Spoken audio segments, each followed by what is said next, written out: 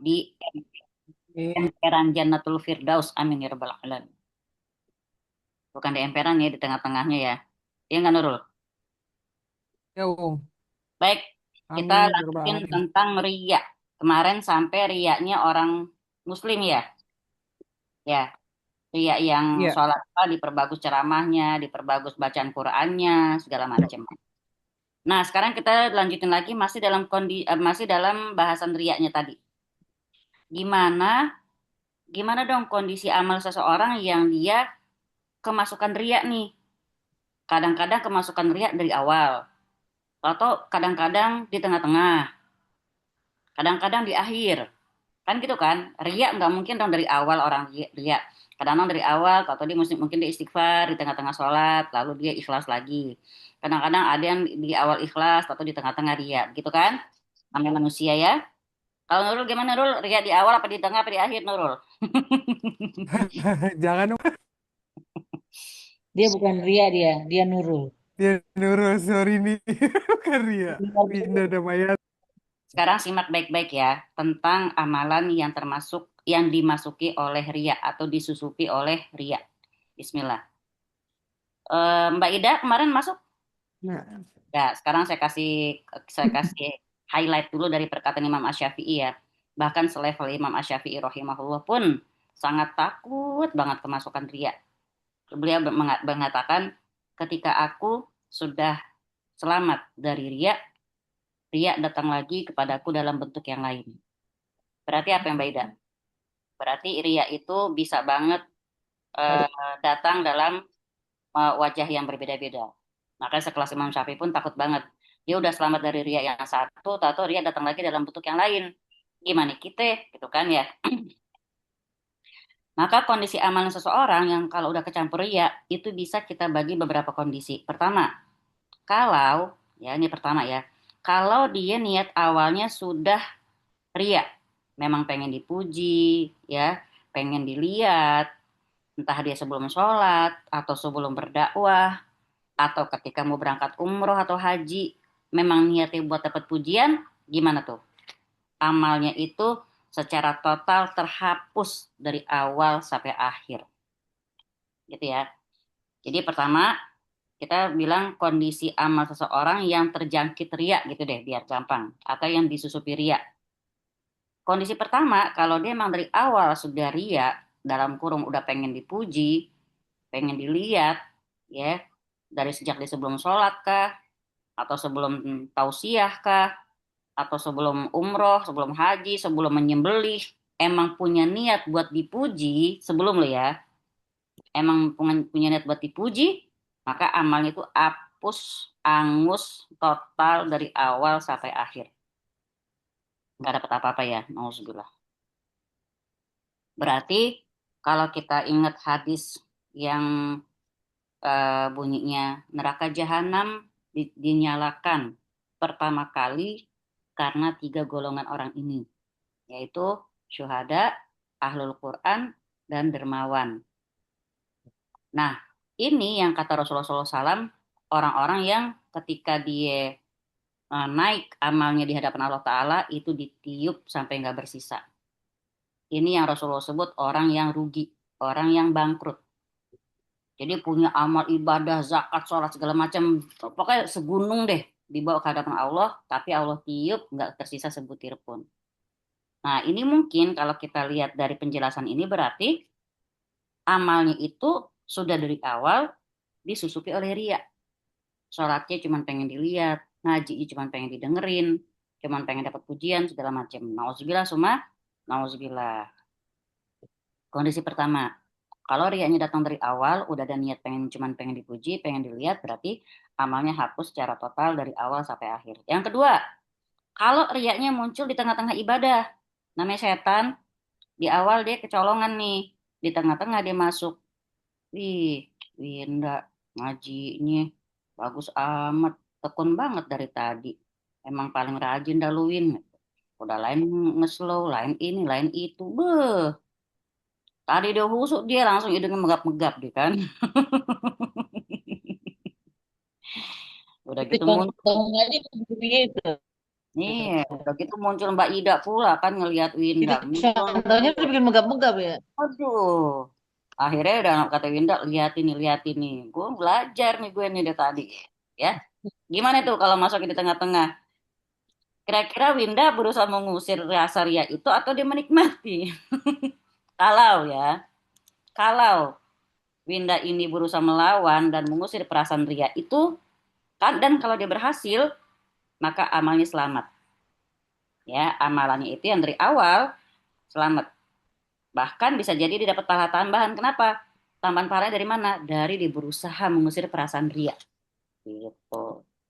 Jadi kalau kita boleh bilang gini ya, benar kata Allah Ta'ala ya, fa inna ma'al usri yusra. Di balik bersama kesulitan ada kemudahan. Ada bisikan setan, ya, bisikan biar ria. Bahasanya gini, ya Allah, udah apa? Orang lagi ngaji gitu kan ya, lagi tekun. Udah apa gangguin ntar aja.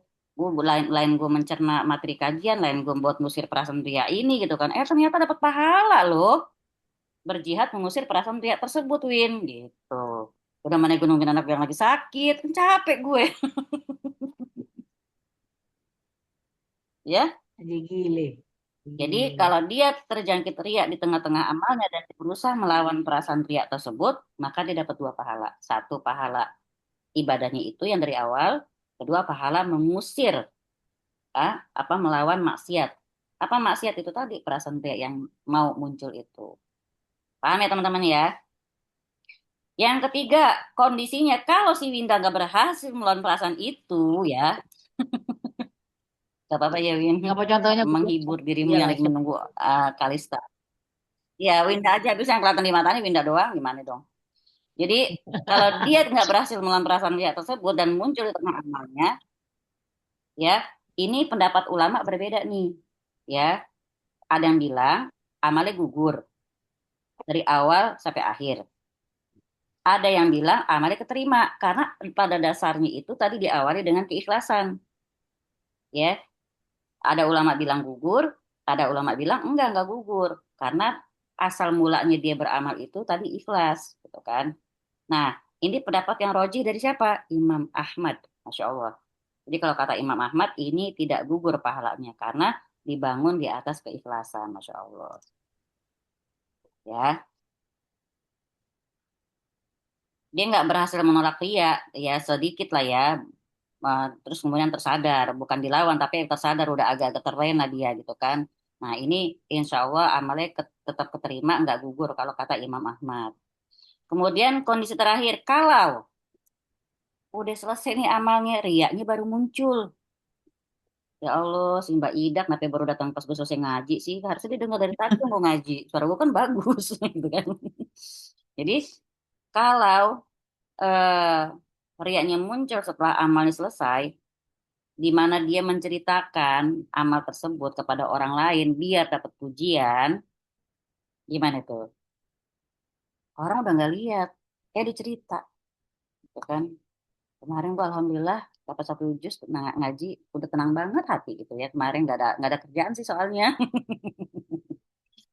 lagi nungguin gitu, nungguin anak sakit gitu kan. Jadi gue bisa ngaji di dua juz kata Winda gitu. Satu juznya Al-Baqarah, satu juznya juz Al-Fukat gitu.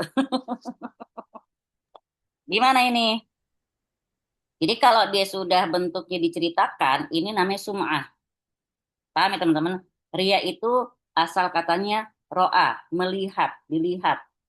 Kalau sum'ah diperdengarkan, mendengarkan ya. Jadi kalau misalnya udah nggak ada yang lihat, tapi dia pengen orang tahu, maka diceritain lah. Ketika diceritain, kan orang denger tuh. Itu dia dengan bercerita pengennya dipuji, berarti dia sudah sum'ah. Ya, turunannya Ria juga. Ria dan sum'ah ini saudara kembar. Bedanya Ria dilihat, sum'ah didengerin. Gitu.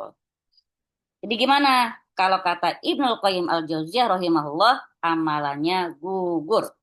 Walaupun riaknya muncul setelah beramal. Sayang-sayang ya, udah keringetan ngaji dua juz, pakai diceritain. Pindah, pindah. Oke, sekarang kita dalil keempat.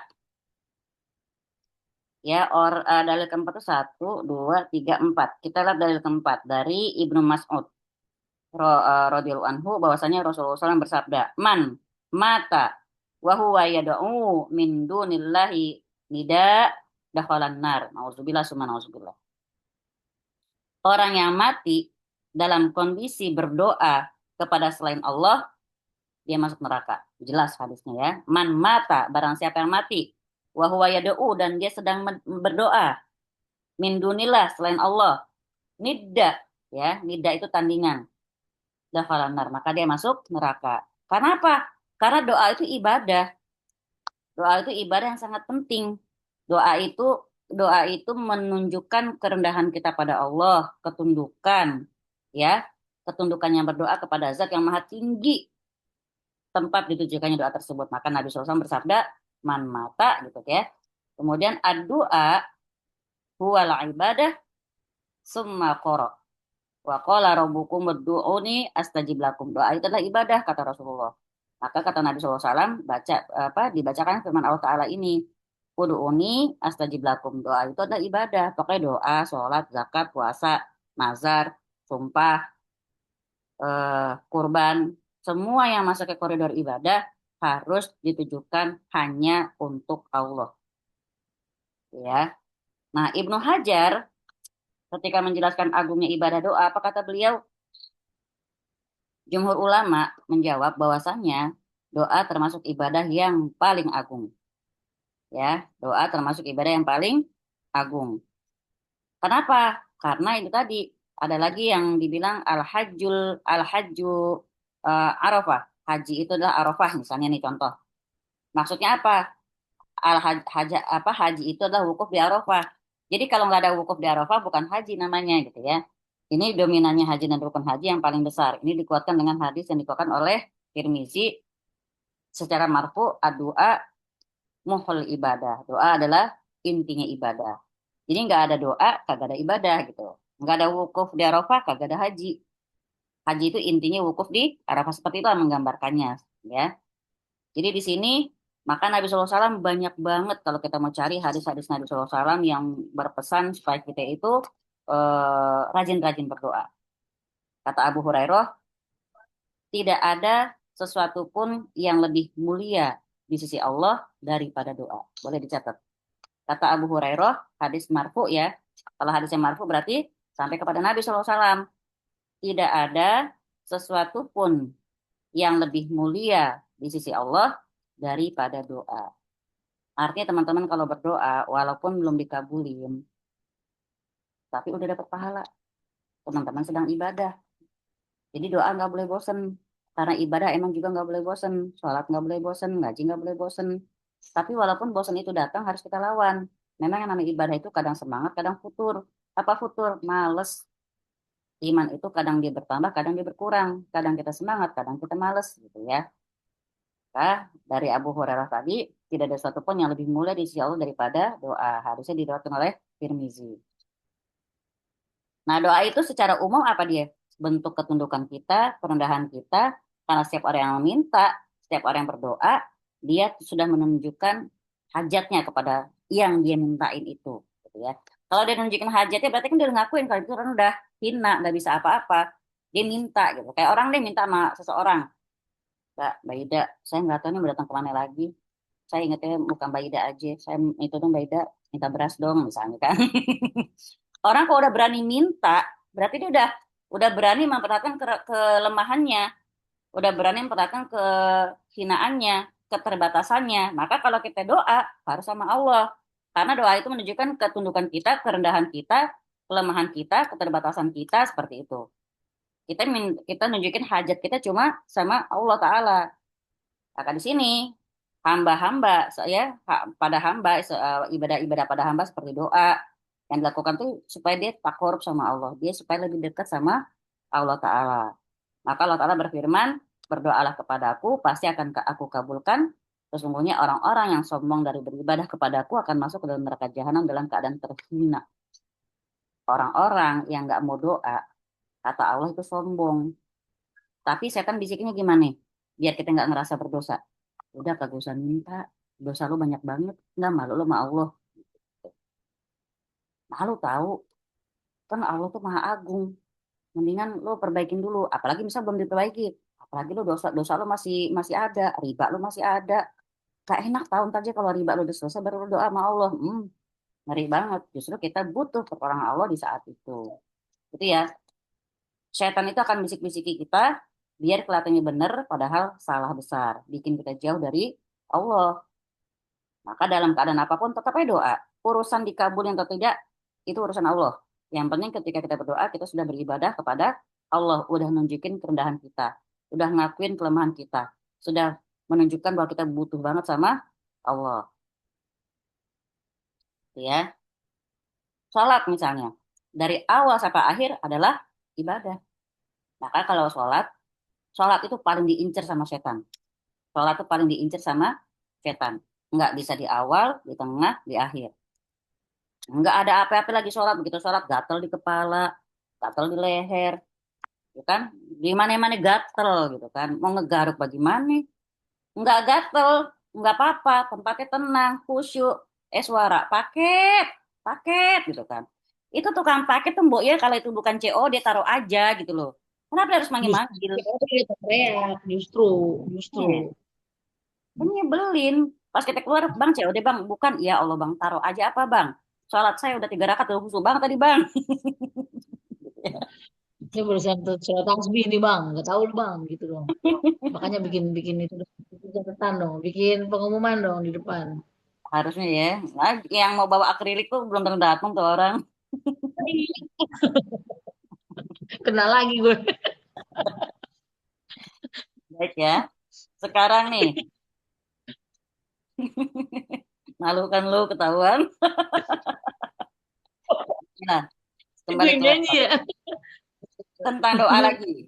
Tentang doa ya, dalil yang banyak tentang doa. Kata Ar-Razi, Allah Subhanahu wa taala berfirman, dan jika hamba-hambaku bertanya tentang aku gitu ya, wa idza sa'alaka ibadi anni fa inni qarib gitu ya. Katakan bahwa aku itu dekat.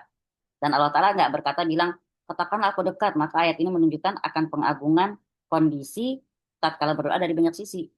Yang pertama, seakan-akan Allah Ta'ala bilang, hambaku, engkau cuma butuh perantara di selain waktu berdoa, adapun dalam kondisi berdoa, maka tidak ada perantara antara aku dan engkau. Jadi artinya kalau udah doa, kita sama Allah udah nggak pakai calo, nggak pakai siapapun ya kali gitu. Mau doa nih, mintain dong Win, buruan wuduin, sholat sono, doain gue, bu, nggak bisa. Doa itu keren banget, doa itu privilege banget antara kita dengan Allah Ta'ala. Ya, maka dibilang, maka wa idza sa'alaka ibadi anni fa inni qarib, artinya itu maka sesungguhnya aku dekat. Bukan bilang maka katakanlah aku dekat, bukan, tapi sesungguhnya aku dekat. Jadi Allah pengen menekankan bahwa aku tuh dekat, dekat sama kalian. Bahkan digambarkan dalam hadis lebih dekat dari urat leher kita sendiri. Ya, Masya Allah. Nggak usah diucapin. Ya, mungkin kita nggak bisa ngomong apa-apa. Ya Allah, udah nggak tahu mau mengucapin apaan gitu ya. Banyak banget permintaan, kondisi udah kayak apaan tahu lemahnya. Kita istighfar aja hati kita sambil gitulah ya ngomong sama Allah Ta'ala. Itu juga Allah pasti dengar. Ya, jadi di sini gimana kalau kerendahan dan ketundukan itu orang si orang ini ketika berdoa diserahkan dan diperuntukkan pada selain Allah gimana? Ya kan, sedangkan emang nunjukin kalau doa itu udah benar-benar antara kita dengan Allah Ta'ala, nggak ada yang lain. Nah, maka itu tadi masuknya kepada syirik. Berdoa kepada selain Allah itu masuknya syirik. Karena berdoa kepada Allah adalah ibadah yang paling agung. Maka kalau dilakukan untuk selain Allah, dia masuknya kepada kezaliman yang sangat besar. Ini yang disebut dalam surat Luqman ayat 13. Inna syirka la zulmun azim. Syirik itu adalah kezaliman yang sangat besar. Apa zolim? Ya itu tadi, karena hak Allah Ta'ala untuk diminta, disembah, diibadahi, di ketundukan dan penghambaan kita. Kok kita serahkan kepada yang lain? Nah, sekarang eh, kita lihat kalimatnya nih ya. Man, mata. Lihat teman-teman di bukunya. Kelihatan kan? Mbak Ida, ada buku ada di paragraf terakhir. Buku yang ini Man, kan Ustazah? Nggak iya ada. nih sayang. Ini sayang. Halaman berapa sih? Halaman 17 paling bawah. 17 paling bawah. Man, mata. Hmm. Nah, ini saya minta teman-teman yang ada buku digarisin. Man mata satu garis. Man satu garis, mata satu garis. Man, mata, Baru yang wa huwa yad'u min dunillah niddaan nidda dakhalal itu satu baris. Jadi ada 3 kalimat ya. Man. Man itu apa Mbak Ida? Siapa saja, barang siapa. Barang siapa. Berarti ini isinya isim syarat. Ya, isinya isim syarat. Dia faidahnya keumuman. Siapa saja. Gitu ya. Ini untuk siapa saja. Kalau dia mati dalam kondisi syirik, nggak pandang bulu.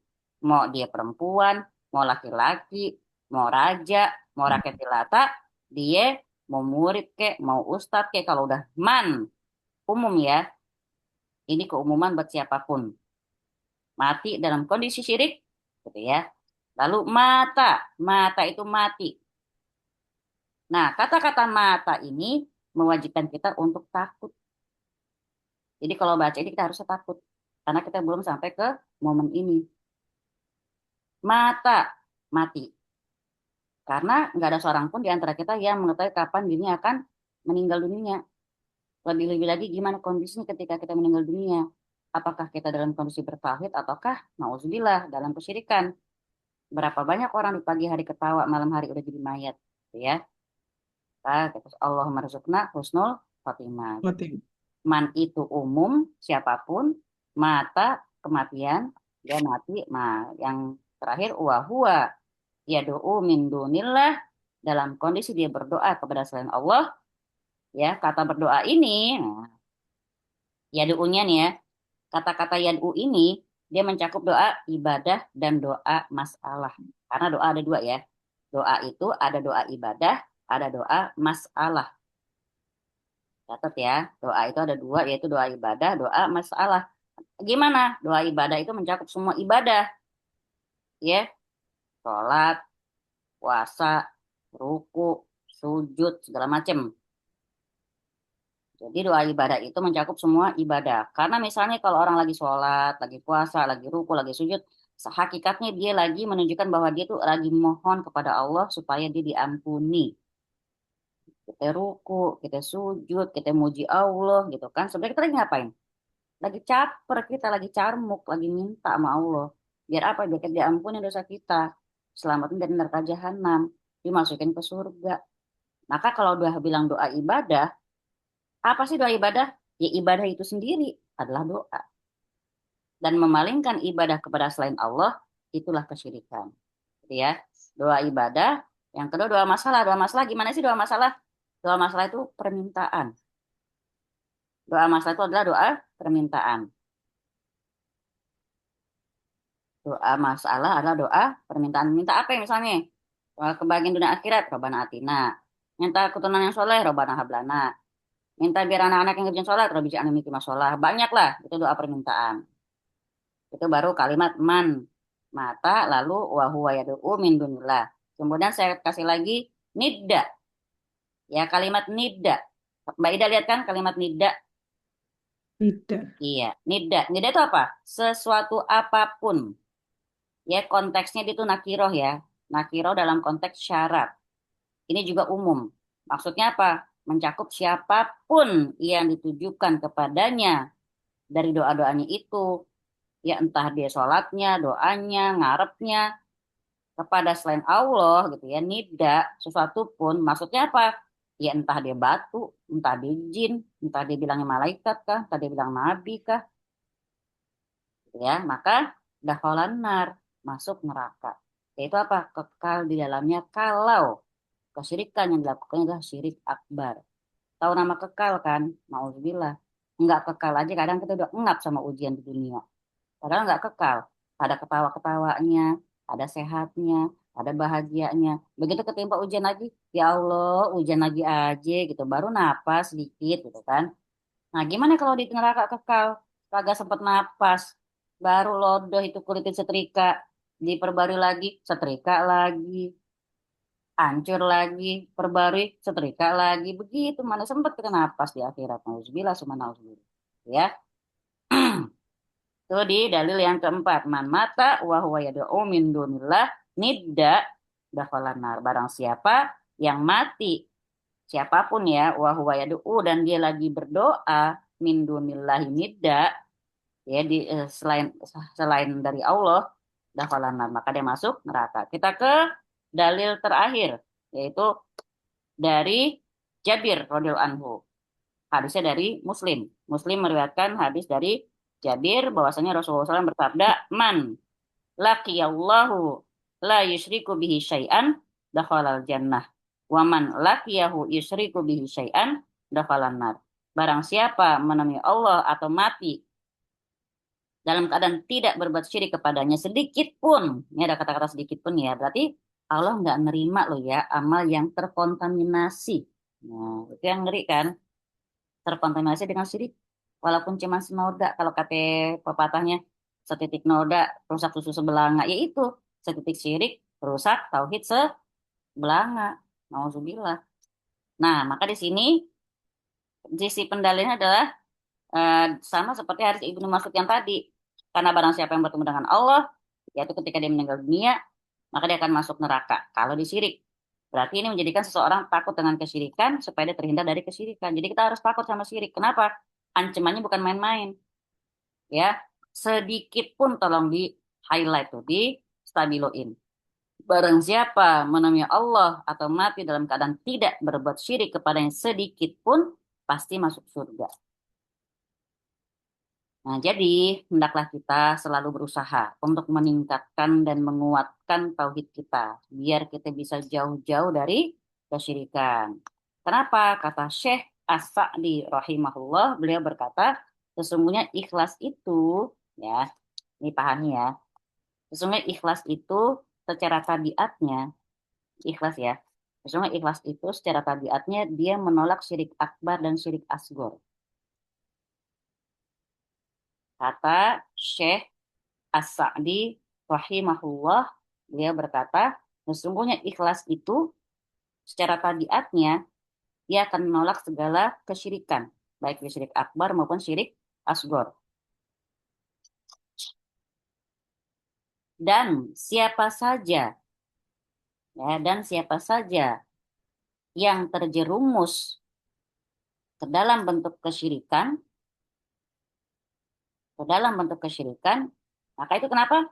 Dikarenakan lemahnya keikhlasannya. Berarti mungkin kalau teman-teman pernah bertanya, Om gimana ya caranya biar kita tahu kita ikhlas apa enggak? Nah itu tadi, kalau udah ikhlas, secara tabiatnya dia itu menolak syirik akbar dan syirik asgor. Syirik asgor apa? Ada riya di situ kan, ada riya, sum'ah, ujub. Ikhlas nggak ada kayak gitu. Nah, itu ya susah ya. Maka sesungguhnya ikhlas itu secara tabiatnya dia akan menolak syirik akbar dan syirik asgor, dan siapa saja yang terjerumus ke dalam bentuk kesyirikan itu dikarenakan lemahnya keikhlasannya. Ini dari Syekh As-Sa'di rahimahullah. Nah, jadi kalau kita boleh bilang apa namanya? Justru penyakit riya itu biasanya menyerang orang-orang yang soleh, yang sibuk ibadah. Kalau pelaku kemaksiatan kita nanya, yang mereka mau pamerin apaan? Ya kan? Kagak bisa. Apa yang mereka mau pamerin? Yang dijangkiti ria ini justru yang rajin ngaji. Jadi kutu kajian ke sana ke sini. Itu rentan itu. Setan paling gak demen lihat perempuan, nutup aurat, solihah, sholatnya kagak tinggal. Ya udah ngurus rumah iya, ngaji iya. Oh nggak bisa, kata setan. Banyak amat pahala lu. Gitu. Maka dia masuklah lewat ke hatinya untuk membisik-bisiki ria. Orang-orang soleh itulah yang jadi pusat perhatian masyarakat. Kenapa? Rentan dengan pujian dari masyarakat. Maka mereka yang dikhawatirkan akan terkena penyakit ria. Karena pujian adalah bentuk ujian yang paling berat, yang sangat mudah menjerumuskan seseorang ke dalam kubangan ria. Itu cukup lanjutan bab 4 kemarin. Sekarang kita ke kandungan bab ini. Nomor 1, Mbak Ida. Nomor 2, Mbak Nurul. Mbak Nurul 2 dan 3. Nomor 4, Mbak Mirna. Nomor 5, Ika. Bisa Kak ya, nomor 5. Nomor 6, Mbak Abdiah. Nomor 7 saya. Siap. Dibaca, Mbak Ida. Saya belum paham Ustazah, yang bab 5 kan terdakwa kepada syahadah. Belum, ini kita masuk ke kandungan bab dulu, sayang. Kandungan bab Oh. yang bab 4. Yang pertama, syirik adalah perbuatan dosa yang harus ditakuti dan dijauhi. Yes. Berarti sekarang makin paham ya Mbak Ida. Syirik itu bukan cuma kita tahu saja, tapi harus kita takutin. Jangan sampai kita masuk ke dalam syirik. Jangan sampai perbuatan kita termasuk syirik tanpa kita sadari. Maka doanya, Allahumma inni a'udzubika an usyrika bika syai'an a'lamu astaghfiruka lima la a'lamu. Itu harus kita baca terus. Jangan sampai kita melakukan kesyirikan terus-menerus tapi kita nggak sadar. Karena syirik itu emang samar-samar banget. Ya, kita yang ngerasa khawatir sama hari esok aja udah ngeri. Kita ngarep-ngarepin ini besok nih, eh ini besok kejual nih, ntar dapat duit dari dia nih. Biasa kalau kita ngarep kagak dapet gitu kan. Kalau kita ngomong soal tauhid, ini udah nggak boleh, ya, udah nggak boleh banget. Nah itu tadi sedikit pun coba lihat kalimatnya. Maka kalau kita ngomong pakai kacamata tauhid, mungkin orang akan bilang saklek amat sih misalnya. Ya saya kalau ada orang nanya saya bilang mau jawabannya jawaban manusiawi apa jawaban tauhid gitu kan. Mau jawaban tauhid begini, ya kan? Sekarang Kalau maunya, aku, iya kalau kan? aku, ya, Kenapa? kalau aku mau jujur apa jawaban menyenangkan. Oh, Ya, ini tidak selamanya kejujuran itu menyenangkan dan tidak selamanya menyenangkan itu kejujuran. loh. Asik. Kadang ada ya udah jujur menyenangkan pula gitu ya. Kita yang beda ya. Berarti syirik itu perbuatan dosa yang harus kita takuti dan kita jauhi dua. Udah kita takutin dan kita jauhi pula. Jauh-jauh udah dari kesyirikan. Nauzubillah summa nauzubillah. Nomor 2 sama 3. Bang Nurul. Ria termasuk perbuatan syirik. Ria termasuk syirik asghar atau syirik kecil. Footnote-nya. Lalu 18 tuh syirik ada dua macam. Pertama, syirik akbar besar, yaitu memperlakukan sesuatu selain Allah sama dengan Allah dalam hal-hal yang merupakan hak khusus baginya. Kedua, syirik asgor atau kecil, yaitu perbuatan yang disebutkan di dalam Al-Quran dan As-Sunnah sebagai suatu syirik, tetapi belum sampai ke tingkat syirik akbar. Adapun perbedaan di antara keduanya adalah syirik akbar menghapus seluruh amal, sedang syirik asgor hanya menghapuskan amal yang disertainya saja. Syirik akbar mengakibatkan pelakunya kekal di dalam neraka, sedang syirik asgor tidak sampai demikian. Syirik akbar menjadikan pelakunya keluar dari Islam, sedang syirik asgor tidak menyebabkan keluar dari Islam. Jadi benar-benar harus hati-hati ya. Jangan cepat takut dengan apapun yang mungkin eh, kayaknya di depan mata kita kelihatannya wah. Kita harus tanya dulu ini kira-kira Allah ridho enggak? Ini syirik enggak? Karena Islam tuh agama akal, harus bikin kita tuh berpikir. Ya, Islam tuh agama akal. Misalnya kayak kita rukyah nih misalnya. Di rukyah, rukyah sama Sema kagak sembuh-sembuh. Gue rukyah ke sono sekali jebret sembuh misalnya. Padahal kesembuhan bukan pada rukyahnya, bukan pada sayanya, tapi pada kehendak Allah Ta'ala. Gitu ya. Jadi apa namanya? Nanti aja sakit sampai 18 tahun kan gitu kan. Ya kali kita maunya sekarang sakit sekarang di rukyah simsalabim abrakadabra jebret sehat, nggak mungkin kan? Jadi istilahnya syirik itu akan memasuki kita dari segala sisi. Enggak dari ekonomi, enggak dari sakit, enggak dari harapan, enggak dari segala macam lah pokoknya. Ya, jadi hati-hatilah dengan kesyirikan. Kemudian yang keempat siapa tadi? Saya, Bismillahirrahmanirrahim. Syirik asghar ini adalah perbuatan dosa yang paling dikhawatirkan oleh Rasulullah Shallallahu Alaihi Wasallam terhadap para sahabat. Padahal mereka itu adalah orang-orang soleh. Nah, coba ya, coba dilihat. Apa yang berisik nih ya? Jadi syirik asghar ini di mana lagi ngomongin soal ria, itu pun Nabi SAW lagi khawatir ngomongin itu karena ditujukan untuk para sahabat.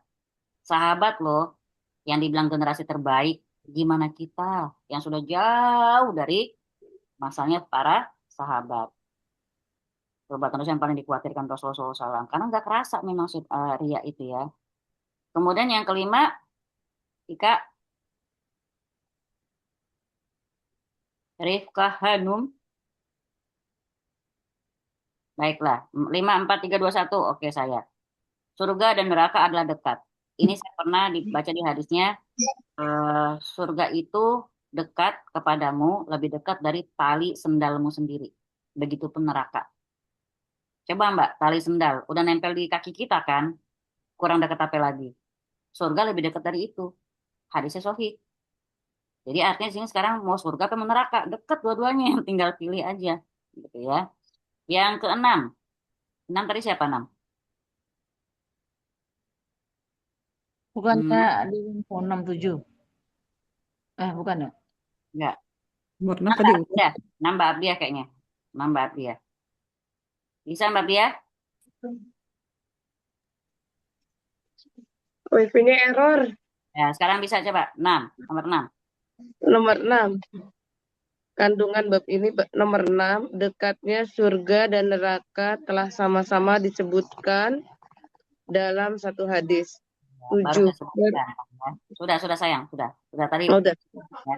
Jadi surga dan neraka dekat sama kita lebih dekat dari tali sendal. Yang 7, barang siapa mati dalam keadaan tidak berbuat syirik kepada Allah sedikit pun pasti masuk surga. Tapi barang siapa mati dalam keadaan berbuat syirik kepadanya pasti masuk neraka. Sekalipun dia termasuk orang yang paling banyak ibadahnya. Nauzubillah summa nauzubillah. Nomor 8, Mbak Diana bisa? Mbak Diana, apakah bisa? Kalau nggak bisa, saya minta Mbak Ninis. Bisa Mbak Ninis? Mbak Ninis pegang buku nggak? Nggak. 5, 4, 3, 2, 1. Enggak ya, sudah. Nomor 8, masalah penting yaitu bahwa Nabi Ibrahim pun memohon kepada Allah Ta'ala untuk diri dan anak cucunya supaya dijauhkan dari perbuatan menyembah berhala. Kita boleh nih doa dari sekarang. Karena zaman tuh makin ke sono, makin gak jelas ya.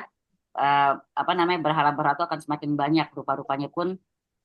Oh ya, maaf ya Mbak Diana. Alhamdulillah lagi di jalan masih tetap nuntut ilmu.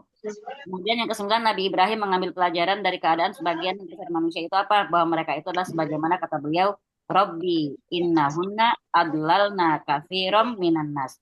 Ya Tuhanku, sungguhnya berhala-berhala itu telah menyesatkan kebanyakan dari manusia. Benar nggak, Win? Berhala-berhala itu udah banyak menyesatkan manusia. Karena berhala itu bentuknya macam-macam, ya nggak? Contoh berhala gepeng dah udah yang paling banyak menyesatkan manusia. Ya, nggak perlu keluar rumah, dia udah terserah dengan informasi-informasi itu kan, ikut Ini. ngechat, ikut panen. Iya, ini kan gepeng kan. Kirain ini. Iya. Aduh, subhanallah ya, kita tanpa keluar rumah kita bisa bikin dosa. Kita tinggal ngejulitin aja, ngegibahin, komentarin yang nggak penting gitu kan. Alhamdulillah. Lalu yang nomor 10, bab ini mengandung tafsir kalimat la ilaha illallah sebagaimana dalam hadis yang diriwayatkan oleh Al-Bukhari, yaitu apa? Pembersihan diri dari syirik dan pemurnian ibadah kepada Allah Ta'ala. Yang ke-11, keutamaan orang yang dirinya bersih dari syirik. Jadi kesimpulan dari bab ini adalah syirik itu harus kita kenali supaya bisa kita takutin dan kita jauhin. Dah, itu aja. Sekarang masuk ke bab 4. Jeng jeng jeng. Ya. Taza nggak ada ini tanya jawab.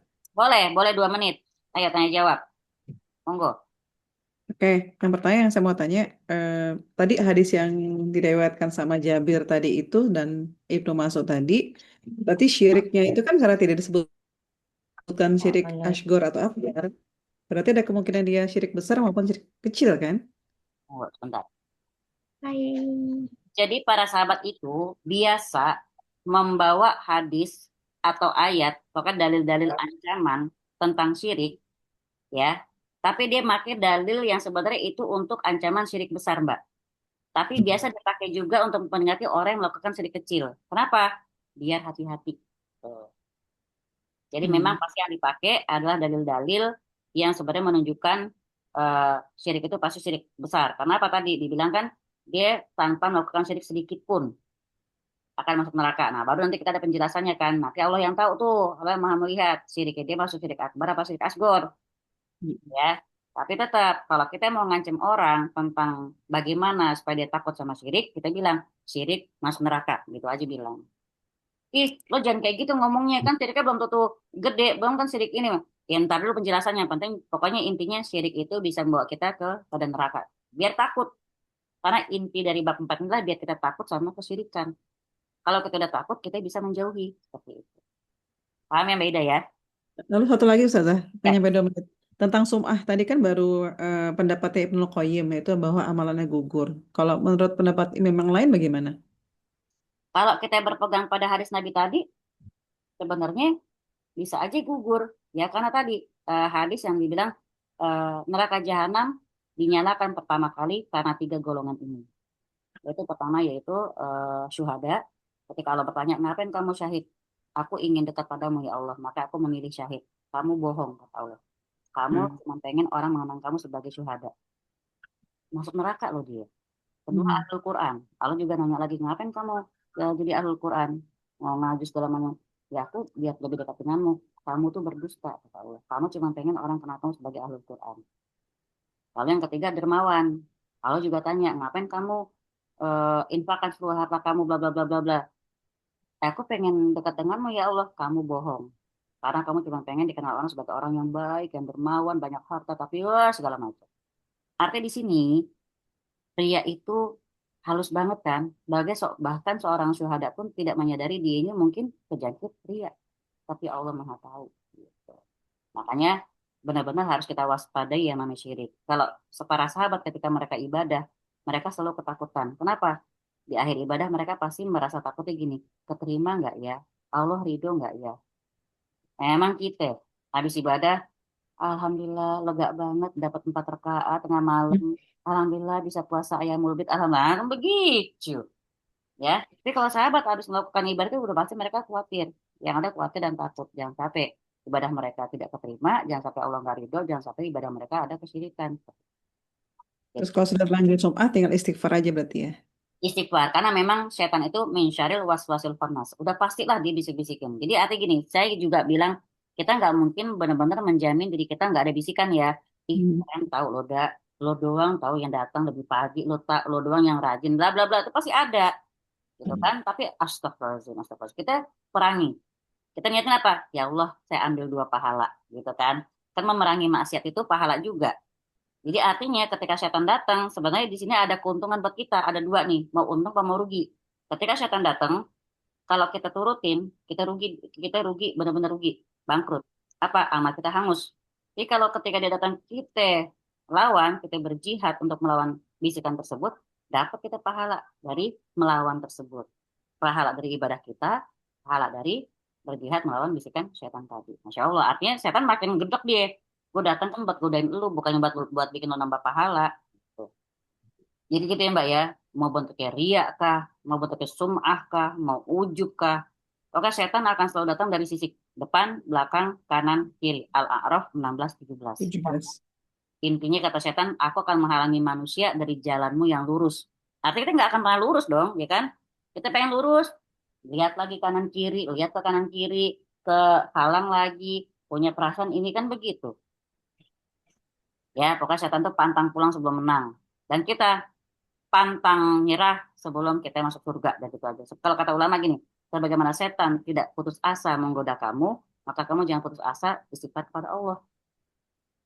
Jadi jangan pernah punya perasaan, malu, dosa gue udah numpuk. Jangan. Hari itu ntar nggak mau doa, nggak mau zikir. Emang kita semua berlumuran dosa, emang. Bukan kita kalau nggak lumuran dosa. Emang kita malaikat, kita manusia ya. Berusaha menghindari pun kita akan terkena dosa-dosa juga. Nauzubillah, summa nauzubillah. Ini ada yang nanya di chat. Mbak Ida udah, insya Allah ya. Oke, Kurang. saya Afwan. Ini Ani lihat dulu. Siapa yang nanya nih? Oh, Mbak Winda udah izin deh ya. Udah nggak ada? Oh, nggak ada. Saya pikir ada yang nanya. Ini sih. Halo, saya mau nanya, Monggo, monggo. Siapa nih? buat dia Mbak Dia. Ya, monggo Mbak Dia. gini, tadi kan ya, ria dan pasti sum'ah itu kan hampir sama, sama aja. Cuman kalau sum'ah itu kan Iya. dengannya badai. Saya itu saya suka sebenarnya niatnya bukan mamerin gitu ya, fasih di grup keluarga sih, ada suami sama anak-anak. Alhamdulillah nih Umi udah sholat duha, ayo sholat duha gitu. Cuman tuh sebenarnya ngajak gitu Ustazah untuk memotivasi anak-anak gitu, atau udah tilawah nih udah sekian gitu, ayo siapa nih yang udah tilawah juga hari ini. Nah itu tuh gimana tuh Ustazah gitu aja, khawatir Saya, juga gitu, takutnya jatuh ke sum'ah gitu. iya, saya nggak bisa bilang Mbak Abidah, Mbak Abdia itu, Mbak Abdia ria amat sih lo. Saya nggak bisa bilang begitu karena yang namanya ria dan sum'ah itu amalan hati, ya amalan hati itu adanya di hati. Ya, kalau kata Rasulullah SAW, hukumi yang zohir. Nah, ketika misalnya saya lihat Mbak Abdiah ngomong kayak gitu, kan niat Mbak Abdiah mungkin pengen biar ini kan grup keluarga kan, biar mereka tergerak, memotivasi mereka. Nah, pasti ada ada dua sisi pasti di hati Mbak Abdiah. Antara pengen biar mereka tergerak, satu sisi lagi, lah gue pamer nggak sih, gue riak nggak sih gitu kan. Nah, itu percayalah itu bisikan setan, ya, itu bisikan setan. Jadi dibikin kita tuh kayak apa ya dari pacar gue riak, nah nggak usah dah. Jadi akhirnya kita nggak ada tuh semangat yang namanya watawasabil haqqi watawasabil sober. Nggak ada semangat untuk dakwah. Sebenarnya kan dakwah itu kan tugas kita semua.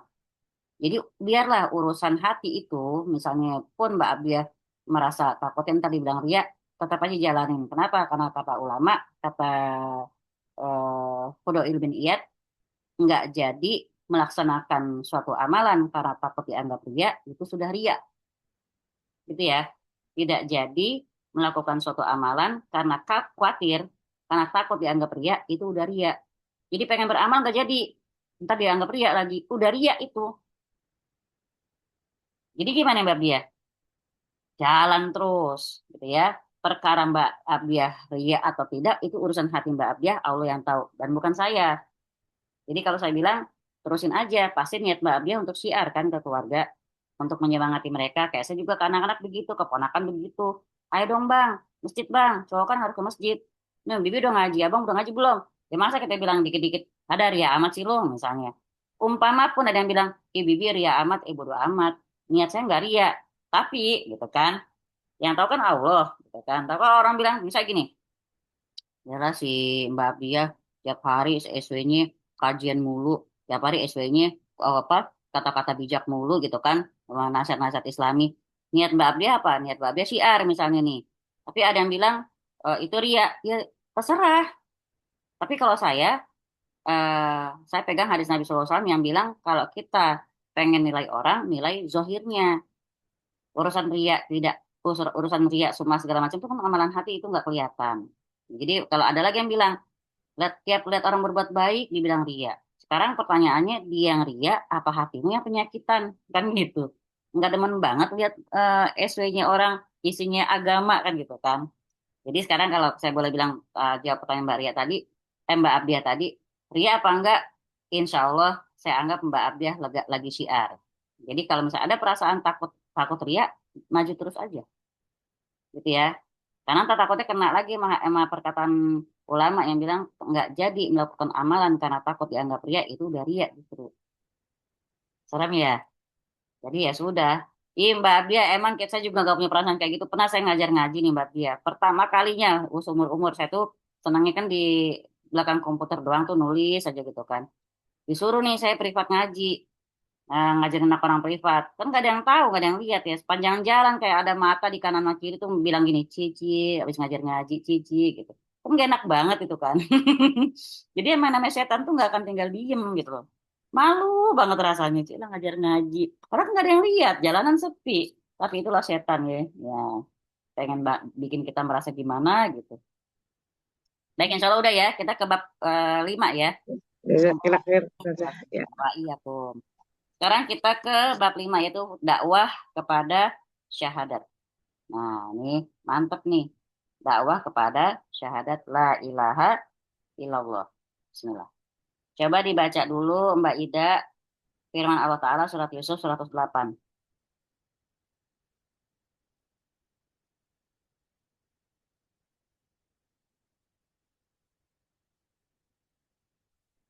Mbak Ida Mondang baca firman Allah Ta'ala surat Yusuf 108.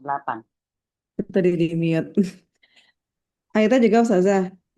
Bismillahirrahmanirrahim. Boleh ayatnya, boleh terjemahnya saja, terserah. Katakanlah inilah jalanku, aku dan orang-orang yang mengikutiku mengajak kamu kepada Allah dengan hujah yang nyata. Maha suci Allah dan aku tiada termasuk orang-orang yang musyrik. Qul hadhihi sabili ad'u wa ilallah ala basyiratin ana wa man ittaba'an.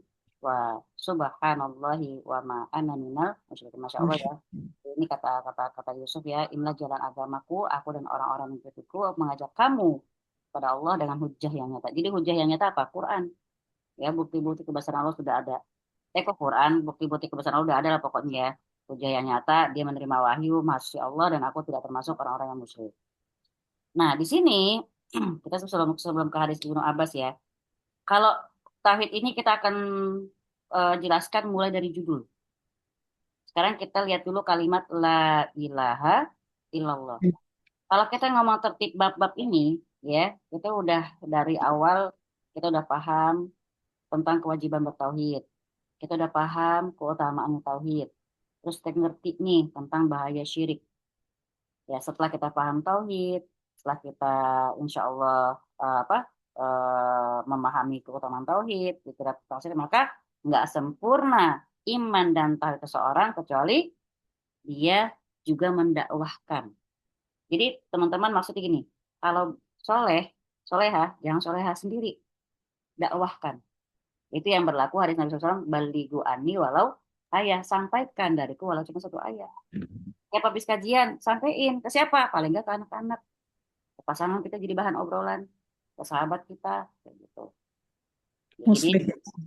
Jadi kita punya kewajiban berdakwah. Surat Al-Asr ayat 1-3. Wala asr, demi masa sungguhnya manusia itu benar-benar dalam kerugian. Kecuali siapa?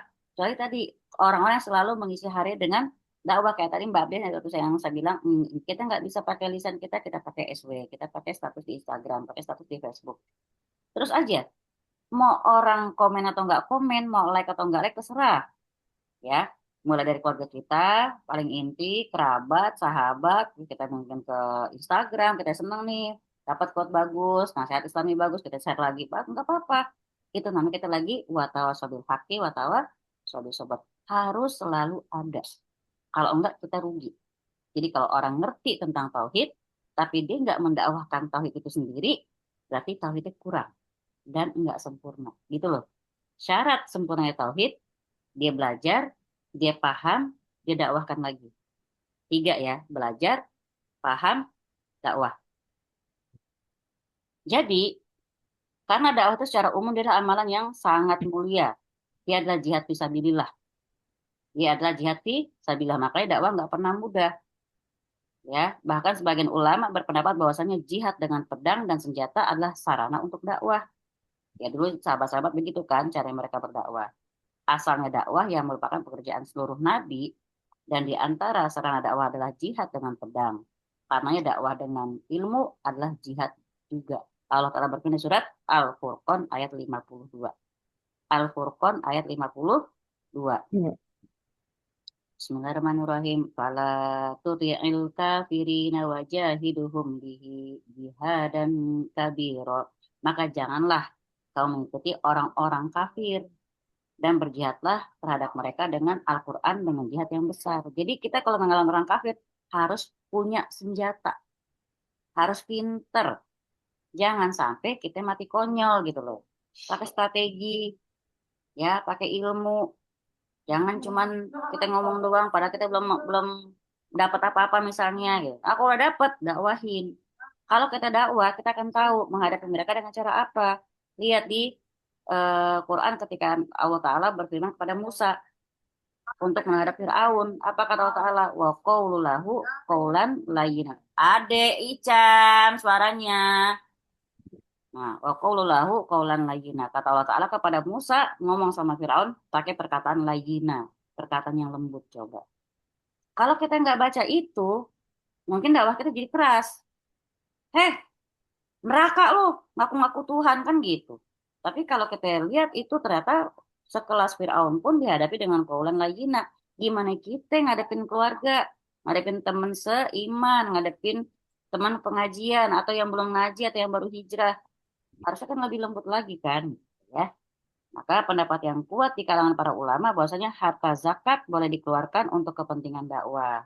Karena termasuk jihad fi sabilillah. Teman-teman, kalau pengen keluarin zakat mal, Jangan cuma cari yatim doang, jangan cuma cari fakir miskin doang.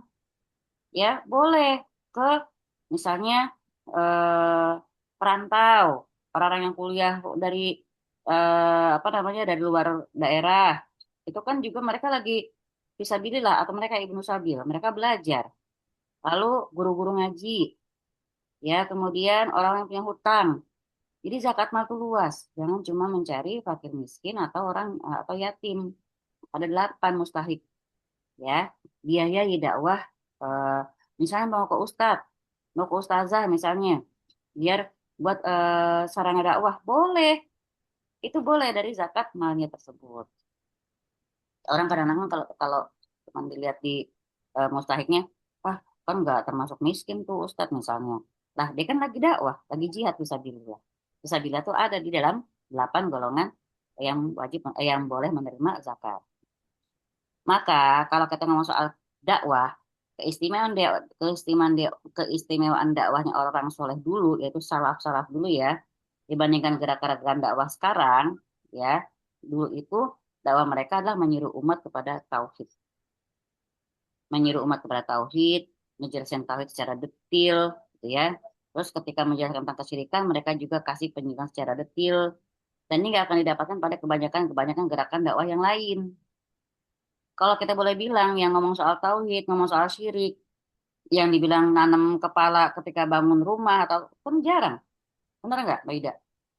Banyak gak ustadz yang ngomong gitu? Enggak, apalagi di perkampungan kagak ada yang ngomong gitu. Karena masih banyak yang kayak gitu, tabaruk-tabaruk ke alur kubur, ya kan? Apa Kira-kira namanya? Eh, larung sajen kayak gitu, nauzubillah. Kenapa mereka nggak ngomong kayak gitu? Ntar nggak aku mereka nggak dipanggil gitu ya. Ah, nauzubillah, saya jadi ngomongin orang nauzubillah. Jadi di sini kita lihat dalil pertama ya. Dalil surat Yusuf 108. Di sini sisi pendalilnya adalah jalan yang ditempuh oleh Nabi, ya, ya bahkan bukan cuma jalan Nabi saja, tapi seluruh pengikut Nabi semuanya menempuh jalan ini. Karena dalam ayat ini aku dan orang-orang yang mengikutiku, maka orang yang ngaku-ngaku sebagai pengikut Nabi, dia harus mendakwahkan tauhid. Karena berdakwah kepada tauhid adalah ciri para pengikut Nabi. Jadi kalau kita ngaku cinta sama Nabi, ayo dakwah tauhid. Jangan cuman lihat barang yang kita pengenin doang, kita baca sholawat, Allahumma sholli ala Muhammad, Allahumma sholli ala Muhammad. Jangan, ya. Cinta sama Nabi itu kita teladani dakwahnya beliau. Apa? Penuh kelembutan kepada sesama, tegas dan keras kepada orang yang menghina agama. Jadi ada koridornya, ada rule-rule-nya. Lalu dakwah tauhid tadi. Kemudian ini akan menguatkan bahwa dakwah tauhid bagi yang mengerti akan tauhid adalah fardu ain. Nah, loh. Nih ya, teman-teman kelas tauhid udah fardu ain nih kalau mendakwakan tauhid. Ntar sampai kitabnya khatam kagak dakwah, dosa.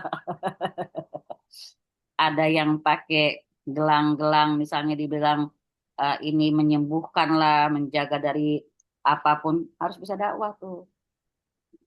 Serem kan? Kemudian tapi pelaksanaannya tetap ya sesuai dengan kemampuan. Jangan sampai kita jadi huru hara juga. Kita niatnya dakwah malah jadi ribut sama keluarga. Nauzubillah. Maka isi dakwah kita kepada Allah adalah berlepas diri dari kesyirikan dan kaum musyrikin. Maka di ayat ini tadi dibilangnya, Maha suci Allah dan aku tidak termasuk orang-orang yang musyrik. Ya. Sekarang kita lihat firman yang bunyinya kul hadihi sabili. Katakanlah ini adalah jalanku. Itu apa? Sunnahku. Nabi kita bilang ini adalah jalanku, berarti sunnahnya Nabi, manhajnya Nabi, metodenya Nabi. Ini tafsiran dari Ibnu Zaid. Ya, kalau mentafsirkan ayat ini. Kalau kata At-Tabari, gini artinya. Katakanlah wahai Muhammad, dakwah ini yang aku menyeru kepadanya dan jalan yang aku ada di atasnya adalah berupa menyeru kepada pentauhidan kepada Allah dan pengikhlasan ibadah hanya kepadanya, bukan kepada Tuhan-Tuhan yang banyak dan berhala-berhala. Afwan ya, tadi saya pikir ini di surat Yusuf, ini kepada Yusuf, tapi ini kepada Nabi Muhammad. Jadi hujah yang nyata itu Quran. Udah benar tadi ya. Jadi ini menunjukkan bahwa apa? Seseorang kalau berusaha pengen contoh Nabi dalam metode dakwahnya, berarti yang dia harus dahulukan apa? Perhatian kepada tauhid. Jadi kalau kita ngajarin anak, yang pertama kita ajarkan apa? Siapakah Tuhan kamu? Gitu ya. apa agamamu, siapa nabimu, itu harus itu pertama, Allah, Allah, Allah kayak gitu. Kemudian kita lihat lagi di sini, kalau dilihat ayat ini berarti ini peringatan untuk kita ikhlas. Karena banyak orang berdakwah kepada kebaikan, tapi mereka nyuruhnya buat diri mereka sendiri. Maaf, ya, buat kebaikan. Tapi kalau ketika tiba-tiba misalnya ada yang nggak datang lagi kepada dia, dia sedih. Orang tuh tadi ngaji sama gue, tuh sekarang dia kenapa ngaji pindah. Nah, kembali kita lihat niat kita. Dakwah buat siapa sebenarnya? Ngajak orang kepada Allah apa kepada diri kita sendiri? Nah, itu makanya saya bilang setan tuh kemana-mana, ya. Ustadz, ustazah, dai, daiyah tuh juga dimasukin. Ntar jamaahnya banyak, dia senang, jamaahnya berkurang, dia sedih. Kalau sedih apa? Berarti dia dakwahnya untuk diri sendiri. Ya, banyak orang yang ternyata berdakwah bukan kepada Allah, tapi kepada dirinya sendiri. Atau kepada yayasannya, atau kepada masjidnya, kepada lembaganya, organisasinya, dan lain-lain. Jadi mereka menjadikan al-wala wal bara itu dibangun di atas organisasi mereka, dibangun di atas circle-nya mereka, dibangun di atas masjidnya mereka, dibangun di atas, kayak gitulah ya. Emang pokoknya intinya di sini setan nggak akan tinggal diam melihat dakwah tauhid ini. Organisasi mereka jadikan sebagai wasilah, ya bukan sebagai wasilah, tapi dijadikan sebagai tujuan. Kalau memang kadang-kadang itu ya terselip bisikan-bisikan setan untuk yang namanya dakwah itu, dakwahnya ikhlas kepada kebaikan, tapi ada untuk biar orang banyak ngikutin dia. Nah, kita lihat lagi aja di sini, berarti para sahabat Nabi SAW, mereka berada di atas jalan Allah, di atas jalan terbaik, di atas hidayah yang paling membatasi diri dengan petunjuk Nabi, sumber ilmu, gudang keimanan, dan tentara Allah. Jadi, kalau kata Ibnu Abbas, seperti itulah tafsir ayat ini. Ya, ana wa manit taba'an, aku dan para pengikutku. Berarti siapa ya? Sahabat Nabi. Sahabat Nabi yang memang mereka benar-benar di atas jalan Allah, di atas jalan terbaik, di atas hidayah. Dan memang kan dibilang sama Nabi generasi terbaik itu sahabat, ya para sahabat adalah generasi terbaik. Kemudian sekarang kita dalil kedua. Dalil pertama insya Allah udah cukup ya. Ini adalah Nabi penegasan bahwa Nabi dan orang yang mengikuti Nabi ya mengajak kita, mengajak orang-orang yang belum kenal sama tauhid untuk mengikuti Allah, dan hujah Nabi itu nyata, yaitu Quran. Masya Allah atau tidak termasuk orang-orang musyrik. Sekarang kita di dalil kedua Ibnu Abbas radhiyallahu anhu menunjukkan bahwa Rasulullah SAW tatkala mengutus Mu'az ke Yaman, beliau bersabda kepadanya. Ini coba tolong diperhatikan ya teman-teman. Ini namanya strategi dakwah. Jadi Nabi kalau mengutus sahabat buat berdakwah itu kadang Nabi ngutus 10 orang, kadang berlima, kadang berdua, tapi kadang Nabi pernah sendiri. Ngutus siapa misalnya kayak Mu'az. Atau siapa lagi ya? Dua kalau nggak salah, Mu'az ke Yaman sama Abu siapa gitu. Dia ke kota lain. Pokoknya kenapa sendiri-sendiri? Itu tadi karena Nabi percaya mereka ini bisa untuk berdakwah. Kita lihat dulu di sini. Dan Nabi, sesungguhnya kamu akan mendatangi kaum ahlul kitab. Tahu nggak teman-teman ahlul kitab itu? Baida. Ahlul kitab itu siapa? Orang Nasrani yang Nah, mereka memahami mereka suci. punya kitab ya. Berarti yang didakwahi ini punya kitab. Artinya apa? Yang kamu dakwahi bukan orang yang nggak tahu apa-apa loh. Yang kamu dakwahi orang yang punya dalil, punya hujah. Jadi artinya apa? Harus benar-benar luas pemahaman si pendakwah ini. Maka dibilang, maka hendaklah pertama kali dakwah yang kamu sampaikan kepada mereka adalah syahadat la ilaha illallah. Di saya suara Umi putus-putus. Ke saya juga Mbak Ida nge-lag. Sekarang gimana? 1, 2, 3. Baik dia, suaranya gimana? Mbak Ida? Aman, Om. Aman? Aman. Oh, berarti saya nggak aman. Oke. Aman Ustazah. Alhamdulillah. Belum pada ngantuk kan? Kalau ngantuk tanya, raise hand. Ya, emang tauhid itu serius, kadang-kadang mungkin berat, tapi insya Allah kalau udah kita dapat manis banget. Insya Allah kita paham, kita mantap ya.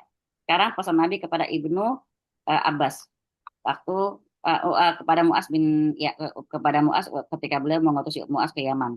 Yang kamu datangi itulah Ahlul Kitab, maka pertama kali yang harus kamu dakwahkan kepada mereka adalah syahadat la ilaha illallah. Kemudian dalam riwayat yang lain supaya mereka mentauhidkan Allah maksudnya. jika mereka telah mematuhi apa yang kamu dakwahkan itu, satu nih ya, perhatikan ya. Jadi pertama kita kenalin Islam dulu. Udah Islam, mereka mau masuk Islam, misalnya menerima Islam, maka baru ketika mereka udah patuh kepada Islam, kata Nabi, maka sampaikan kepada mereka bahwa Allah mewajibkan kepada mereka sholat 5 waktu sehari semalam. Jadi bertahap gitu loh. Ya udah mereka masuk Islam, besar semangat nih, jebret, baru kasih kewajiban sholat sehari 5 waktu sehari semalam. Nah, jika mereka telah mematuhi apa yang kamu sampaikan, maka sampaikanlah kepada mereka bahwa Allah mewajibkan mereka zakat yang diambil dari orang-orang kaya dari mereka untuk diberikan kepada orang-orang fakir dari mereka. Jadi habis sholat, perintahnya itu zakat. Coba kalau teman-teman lagi ngaji Quran, yang apalagi Ramadan ya, perhatikan setiap ayat-ayatnya. Dari setiap Allah Ta'ala memerintahkan sholat, pasti setelah sholat itu zakat. Kenapa? Setelah kita sholat, pembuktian kita sebagai hamba Allah, zakat apa? Mau nggak kita berkorban? Gitu. Mau nggak kita berbagi sama sesama kita? Jadi pembuktian kepada Allah bahwa kita nggak memiliki apa-apa. Aku nggak memiliki apa-apa. Ya Allah semua adalah darimu. Kan gitu. Kalau orang yang sadar kan bilang, ya dalam hartaku ada harta orang-orang fakir miskin. Jadi ini bukan hartaku semuanya. Ini ada titipan nih gitu. Ya. Buat apa pentingnya zakat? Jadi zakat itu wajib seperti wajibnya puasa untuk yang memang punya harta berlebih. Kemudian dan jika mereka telah mematuhi apa yang kamu sampaikan itu, maka jauhkanlah dirimu dari harta pilihan mereka dan takutlah kamu dari doa orang mazlum, orang yang teraniaya. Karena sungguhnya tidak ada tabir penghalang pun antara doanya dengan Allah. Gimana nih maksudnya? Ya, kita perjelas ya. Jadi di sini menunjukkan bahwa perkara pertama yang wajib bagi mukallaf seperti kita adalah tauhid. Ya, ini membantah pendapat para ahlul bid'ah yang bilang kewajiban pertama itu kita ngamatin dulu secara akal, gimana nih kondisi orang. Jadi jangan apa-apa dulu, bahasanya kasih makan dulu. Ya, bukan. Dakwah itu pertama adalah tauhid. Ya, kita menetapkan adanya pencipta. Karena apa? Pengakuan tentang adanya pencipta itu sudah fitrah dalam sanubari kita. Maka kita harus masukin tauhid.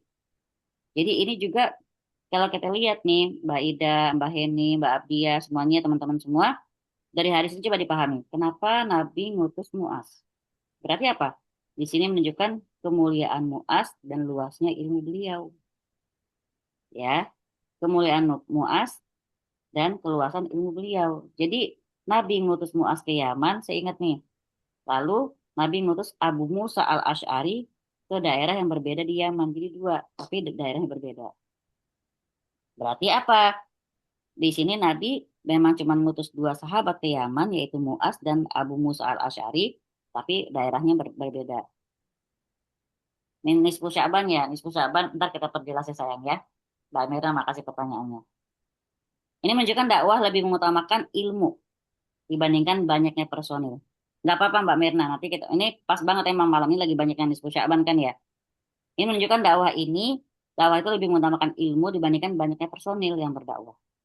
Jadi artinya kalau mungkin ada ustadz yang ketika dia ceramah mungkin nggak banyak jamaahnya, terutama ustadz yang suka belusukan ke saya kenal beberapa ustadz yang ternyata mereka udah awalnya tetap sampai ke pelosok. Kalau mereka lagi ke pelosok mereka berlima, ustadz semua tuh entar di sana nyebar, masya Allah. Itu gak ada yang tahu keberadaan mereka, maksudnya nggak terkenal gitu loh ya. Tapi bukan berarti yang terkenal juga salah, enggak. Ya, banyak banget audiens kita, banyak memang seperti Ustadz Noman Alikan, Ustadz Umar Mita, Ustadz apa namanya, Ustadz Adi Hidayat, itu kebutuhan umat itu banyak banget. Kebutuhan mereka terhadap Quran, kebutuhan terhadap tafsir, kebutuhan terhadap fikih segala macam, masya Allah. Jadi di sini ini juga bantahan untuk kaum Syiah. Kenapa mereka berkembang di Yaman? Dan mereka mengkafirkan para sahabat, yang antaranya Mu'az bin Jabal ini sendiri. Coba ya teman-teman bayangin. Mu'az bin Jabal dulunya diutus ke Yaman. Sedangkan Syiah itu kan berkembangnya di Yaman. Dan mereka mengkafirkan banyak sahabat termasuk salah satunya Mu'az. Gila kan? Mu'az yang kenalin tauhid ke Yaman, justru Mu'az dikafirkan oleh mereka. Mereka bisa kenal Islam gara-gara Mu'az loh. Kalau kita boleh bilang. Sebab dakwahnya Mu'az dulu. Rasa terima kasih mereka di mana? Kalau kita boleh tanya. Ya. Muaz bin Jabal itu dulu diutus ke Yaman untuk mendakwahkan tauhid. Setelah mereka kenal Islam, kenal tauhid, muncul sekte Syiah itu, dan mereka mengkafirkan banyak sahabat, termasuk juga Muaz yang mengenalkan Islam kepada mereka, juga dikafirkan oleh mereka. Maka di sini eh, apa namanya? Ada yang bilang Muaz waktu itu sampai pulang ke Madinah, ada yang bilang Muaz sampai nggak pulang, sampai kemudian pemerintahan berganti sampai pemerintahan Abu Bakar. Satu beliau pergi ke negeri Syam dan wafat di sana. Ada yang kayak gitu, banyak lah ceritanya ya. Jadi Muaz berdakwah ke Yaman sampai kapan? Nggak tahu. Ada yang bilang Muaz sampai kembali, ada yang bilang Muaz nggak kembali. Berarti ini menunjukkan perhatian Nabi kepada tauhid. Walaupun di akhir hidup beliau, perhatian beliau tetap untuk mendakwahi non-muslim kepada Islam. Karena mengenal Islam bukan cuma untuk orang Islam, bahkan Nabi mengeluarkan seluruh upaya beliau untuk mendakwahi non-muslim. Sampai-sampai Nabi mengirim surat kepada para raja non-muslim. Nabi sampai detik akhir hayat pun tetap mikirin gimana caranya tauhid ini benar-benar nancep gitu loh. Tapi Nabi berkali-kali bilang jangan jadikan kuburanku sebagai Eidain. Eidain itu tempat apa? Tempat yang di tempat merayakan atau tempat mereka berkumpul secara berkala. Jangan sampai kuburan Nabi dijadikan tempat seperti itu. Jadi di sini kita lihat kalau dari hadis ini kita harus mengenal kaidah-kaidah penting dalam dakwah ya, teman-teman. Pertama, Nabi mengingatkan Muaz bahwa yang akan didatangi adalah ahlul kitab. Tadi kan kata Mbak Ida, benar ya, Nasrani, Yahudi, gitu ya. Karena mereka memang banyak tinggal di Yaman. Walaupun bisa jadi penyembah berhala mereka tuh ada, tapi mungkin nggak banyak. Ini isyarat apa? Isyarat supaya Muaz bersiap-siap untuk berdialog dengan mereka. Coba Mbak Ida bayangkan di kepala kita Zakir Naik deh. Keren kan? Nah, jadi Nabi pun bilang gitu. Jangan cuma menguasai kitab kita, tapi kuasai juga kitabnya mereka gitu loh. Jangan cuma menguasai hukum-hukum yang pasti, tapi kuasai juga hal-hal syubhat. Biar apa? Biar kita bisa bantah mereka. Itu kaidah dakwah. Ya, jadi di sini menguatkan makna Basyiro dalam dakwah, yaitu dia punya ilmu tentang materi dakwah, juga punya pengetahuan tentang kondisi orang-orang yang akan didakwahi. Jadi harus tahu nih, harus tahu audiensnya. Kalau kata dalam pepatah bahasa Arab, likuli makomun makolin, walikuli makolin makomun. Setiap tempat ada perkataannya, dan setiap perkataan ada tempatnya. Jangan sampai kita dakwah untuk anak TK, kita pakai bahasa orang kuliah. Gitu ya. Jadi strategi dakwah itu apa? Harus tahu kondisi medan dakwah kita. Pi, dari tadi ya Pi ya, di pojokan nih di kameranya. Jadi, apa namanya, bukan cara Nabi ya, kalau sampai orang itu berani mendebat ahlul bid'ah, sementara dia juga nggak siap dengan materinya. Dia nggak tahu tentang syubhatnya mereka. Main ngatain itu syubhat. Itu nggak boleh. Itu bukan metode Nabi kita. Kalau dia nggak tahu apa-apa, main ngomong syubhat, itu bukan metode Nabi. Itu pertama. Kedua, dari hadis ini kita tahu bahwa makna la ilaha illallah adalah tauhid. Itu aja ya. Makna la ilaha illallah apa, Pi? Tauhid. Apa tauhid? Mengesahkan Allah. Kalau kita terjemahkan pakai cara tauhid adalah la ilaha illallah, nggak ada Tuhan yang paling berhak disembah dengan benar kecuali Allah, itu terjemahan. Ngantuk ya Mbak Ida. Awan ya, Ustazah. Ya. Jadi kata Nabi gitu kan, supaya mereka mentauhidkan Allah. Jadi supaya mereka beribadah kepada Allah. Jadi serulah mereka kepada pentauhidan kepada Allah. Ini membantah juga ahlul bid'ah yang bilang, yang membatasi makna la ilaha illallah. Kata mereka, nggak ada yang mampu menciptakan kecuali Allah. Kalau kata Yahudi Nasrani juga mereka mengakui bahwa nggak ada pencipta kecuali Allah. Tapi buat apa lagi mereka disuruh buat bertauhid gitu loh. Kalau kata orang-orang pemahaman lain, nah Yahudi Nasrani itu udah tahu tauhid, ngapain didakwahin lagi loh. Kan tauhid mereka masih versi mereka gitu ya. Jadi menunjukkan bahwa la ilaha illallah itu artinya tauhidul ibadah, tauhid untuk uluhiyah. Yang ketiga, kaidah dakwahnya adalah hadis ini menunjukkan bahwa khobar ahad. Kalau teman-teman ada yang belajar tentang hadis, ini namanya hadis ahad. Apa hadis ahad? Hadis yang nyamain cuma satu orang, ya. Tapi harus tetap diterima dan diamalin walaupun cuma satu orang. Kenapa? Karena dia masalah akidah. Pertama, kedua, Rasulullah cuma mengutus Mu'az orang diri untuk nyampein akidah, dan beliau tidak mengutus 10 orang bersama Mu'az. Biasa beliau mengutus 10 orang bersama satu sahabat, tapi ini cuma Mu'az saja. Berarti ini udah keistimewaannya Mu'az, Masya Allah gitu ya. Tapisnya ada yang nanya dulu nggak? Saya kalau terusin kasihan nih, ntar pada ketiduran di depan laptop nih. Mbak Abdia, Mbak Mira. Oh, Mbak Mira tadi kita ngomong nisfu Syaban ya sebentar ya. Ini lagi apa namanya? Emang biasanya kalau nisfu Syaban orang ngapain, Mbak? Mbak Mirna. Emang orang kalau lagi nisfu Syaban biasanya ngapain? Ngapain?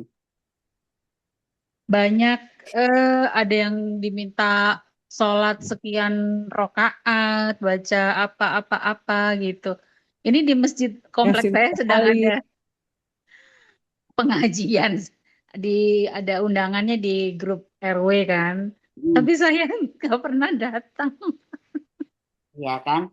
Nisfu Syaban itu kan pertengahan Syaban ya, karena memang katanya dekat sama nuzulul Quran lah, malam turunnya Quran. Sebenarnya kalau sampai mengada-adakan seperti itu, yang dibilang ada apa tadi sholat sunatnya ya? Iya, Sih, nggak ada. Kayak kemarin waktu Rajab aja bilangnya misalnya puasa Rajab juga nggak ada. Tapi memperbanyak puasa sunnah di bulan Rajab sunnah bagus. Tapi nggak jangan bilang puasa Rajab. Seperti itu juga ketika nisfu Sya'ban. Nggak ada dibilang sholat sunnah nisfu Sya'ban. Nggak ada dibilang ini amalan nisfu nggak ada. Tapi kalau pengen memperbanyak amalan bagus di bulan Sya'ban ini monggo. Sebenarnya itu aja sih Mbak Mirna ya. Cuman cuman mungkin gini.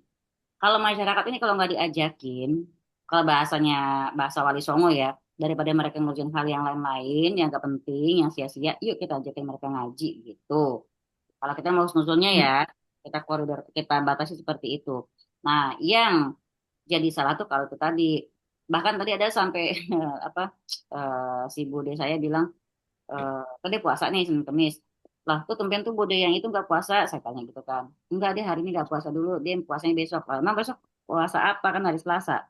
Oh, besok puasa nisfu Sya'ban. Maka nggak ada puasa nisfu Sya'ban. Ayam mulbit. Nah, gitu kan, kayak kemarin Rajab itu. Puasa Rajab, jangan puasa Rajab, tapi puasa aja. Perbanyak amalan sunnah di bulan Rajab. Itu ya Mbak Mirna. Mbak Mirna Iya. nggak datang ya Iya. nggak apa-apa. Toh kita juga perempuan, juga nggak boleh ikut-ikut kayak keramaian begitu kan. Iya. Nanti, ambilnya gitu aja. Nggak, tunjukkan sih kan akan ramai orang kan bercampur. Tapi tetap Iya.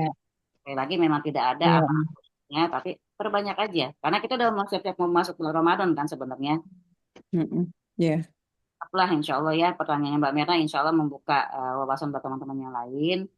Ah, apa namanya intinya kita di bulan ini udah mulai kayak orang udah lampu kuning nih, lampu kuning siap-siap untuk menyambut Ramadan insya Allah seperti itu ya Mbak Ida ya, tentu setuju.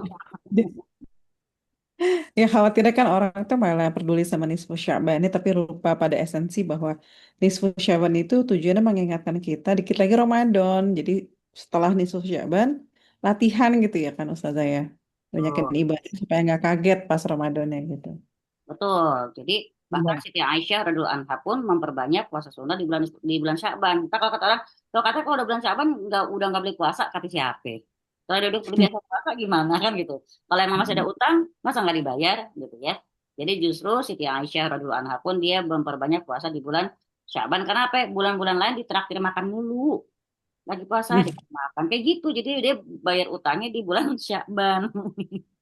Ya, Masya Allah. Justru sekarang banyak undangan munggahan loh, Umi. Sya'ban ini. Iya. Maka itu ya. Untuk saya nggak punya banyak circle, jadinya ya sudahlah, saya nggak terlalu banyak yang kesana kesini kan. Tapi banyak teman-teman perempuan saya itu yang undangan munggahannya udah waiting listnya udah banyak gitu loh. Mantap. Ya. So tadi Mbak Ida bilang, sebenarnya kan kita lagi ancang-ancang menuju puasa ya. Iya, Justru di sini iya, malah undangannya undangan makan-makan. Makan iya, dulu. iya betul. Makanya, Subhanallah. iya kan orang bilang kebanyakan dibilang Syaban itu sudah pintu gerbang Ramadan. Ya karena udah setengah perjalanan menuju bulan Ramadan. Ini emang paling dinantikan oleh umat Islam. Kenapa? Karena benar-benar udah kayak Ramadan udah depan mata lah gitu.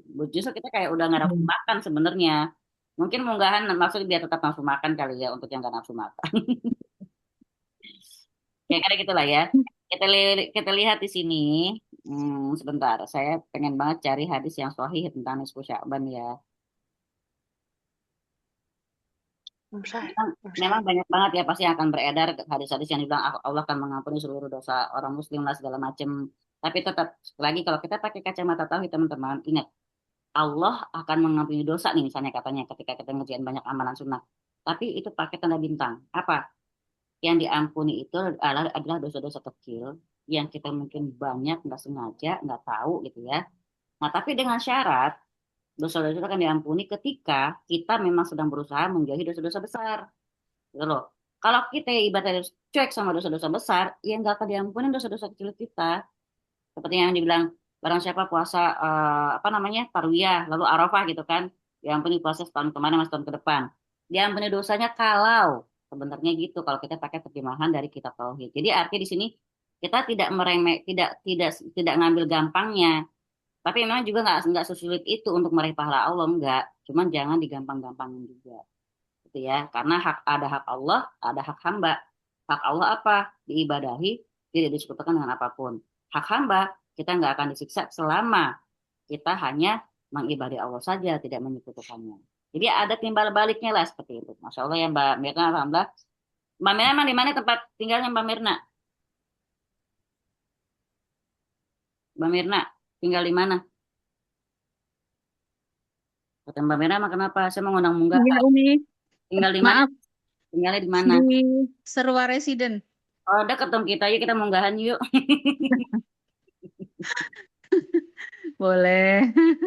Baiklah teman-teman, punten karena hadis yang kedua, hadis yang ketiga dari ketiganya hadis dari Bukhari Muslim dari Sahal bin Sa'ad. Ini hadisnya kalau nggak dijelasin secara rinci nanti kentang ya kena tanggung. Karena ini hadisnya bagus banget. Ini tentang eh, ada di sini tentang penyerahan komando dan juga ada ruqyah di sini. Ada ruqyah cara Nabi. Jadi insya Allah kita lanjutin ini sesi 2-nya ke Senin besok saja. Ini sudah jam segini, kalau saya jelasin takutnya ntar dari 5 watt ke 3 watt, 2 watt, 1 watt, udah selesai ngomong udah pada tidur semua ntar. Iya Mbak Ida. Ya kan Mbak Abdia? Mbak Abdia udah berapa watt Mbak Abdia? Masih terang Om. Masih terang mantep. Ada tidur siang soalnya. Mau saya bacain hadisnya apa mau ntar? Saya sih siapa aja nih Mbak Ida semuanya? Jangan Om, jangan Om, jangan. Jangan tuh. Jangan, kok Mbak ini bilang jangan. Oke ya. Jangan. Sesi 2 kita lanjutin ke Senin berikutnya. Ini Insya Allah. tentang penyerahan komando dan betapa semangatnya para sahabat kalau udah yang namanya kebaikan. Jadi mereka tuh berlomba-lomba.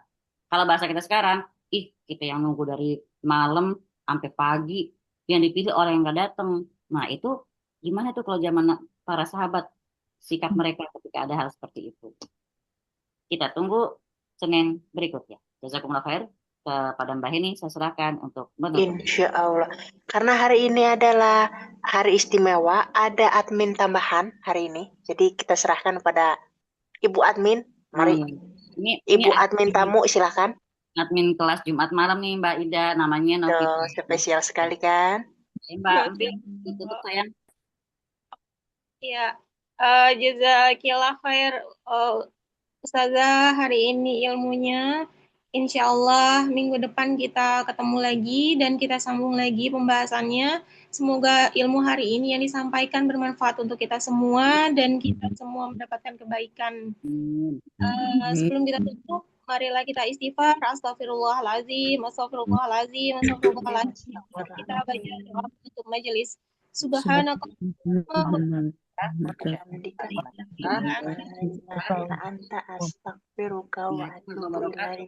Mbak Ida, Mbak Abdia, Mbak Mirna, semuanya, Mbak Utari, Bu Suraya, Mbak Ami, Mbak Iwana, Mbak Ika, Mbak Nurul, dan Mbak Ninis.